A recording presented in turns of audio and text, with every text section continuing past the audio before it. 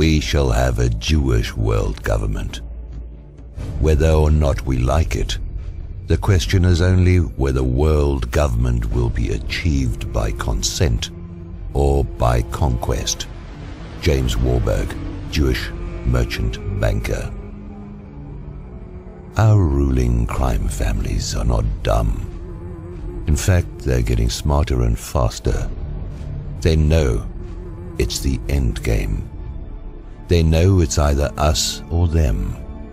It took them a while to work out that it is cheaper to go from A to B, riding their horse to death and replacing it with a new one, rather than watering, feeding, and giving it rest when it gets tired. So, they replaced feudalism and open slavery with capitalism. Then, they figured that it is more profitable to groom the smartest and most ambitious kids on the block and entice them with a privileged lifestyle in return for their help with outsmarting their fellow men with trickery and evil scams. So they gave us soft-spoken psychopaths and mild-mannered mass murderers at Rome corporate boardrooms. The most ruthless of those smart kids end up with multi-billion-dollar fortunes, not for them to use at their sole discretion, but to put to good use in the stealth enslavement of mankind. Those Bill Gates, George Soroses, Eric Schmidts and Mark Zuckerbergs know all too well that their fortunes will be wiped out overnight if they don't do as they're being told. That's why every copy of MS Windows and the Mac OS has a backdoor to Mossad and the NSA. That's why Bill Gates donates billions to mass sterilization programs disguised as vaccinations and invests heavily in Monsanto and chemtrails. That's why George Soros spends hundreds of millions on campaigns to help disarm the American people and overthrow governments that refuse to follow the orders of the ruling parasites. That's why Eric Schmidt has transformed his search engine into a corporate Big Brother and Mark Zuckerberg his social networking application into a spying tool that knows everything about you, your family, your friends, your likes and dislikes, and even your most private thoughts. It is no coincidence that most of these smartest kids on the block who sold their soul to the devil are Jewish. Not only does the Jewish mindset uniquely enable them to do the most horrible things to their fellow men without having a bad conscience, provided they are not Jewish, their Jewishness also provides them with a highly effective armor, the Judeo-Bolshevik narration of the Jewish Holocaust. Anybody disclosing the truth about their evil doings is immediately suspected of being motivated by evil, irrational anti-Semitism. Never mind that 97% of Jews are no Semites, but the descendants of converted Moroccan Berbers and Mongolian Turk Huns and their Andalusian, respectively Germanic rape victims.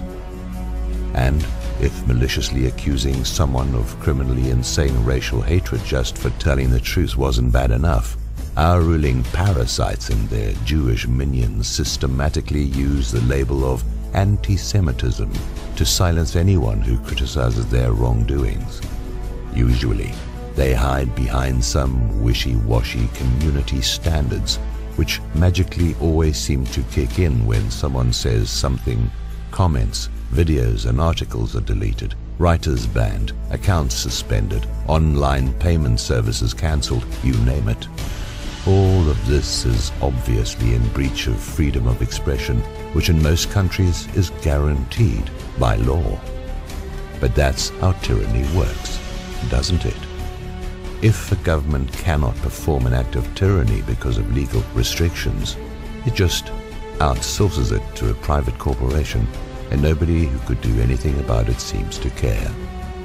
If Congress doesn't allow stationing troops in a foreign country or is too difficult about what these troops are allowed to do, the government simply outsources the job to private security contractors, the preferred euphemism for mercenaries.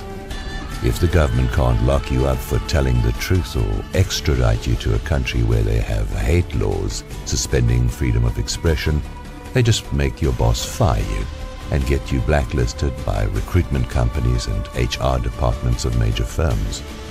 In such climate, most people no longer dare to be seen talking to, leave alone being friendly with anyone able of critical thinking, for fear of being suspected of harboring similar thoughts. If the government has legal restrictions of how far it can go with spying on its citizens, it just gets the likes of Microsoft, Google, and Facebook to do it for them. Indeed, our ruling crime families are getting smarter and faster, but so are we. They know that this is the end game, but so do we. We might only have started to wake up to the lethal threat corporations in cahoots with tyrannic governments are posing to us, but we are 8 billion people. They are a few hundred monsters and their low-life minions. They have decided that there is no room on this planet for all of us. It is up to us to decide who is going to survive.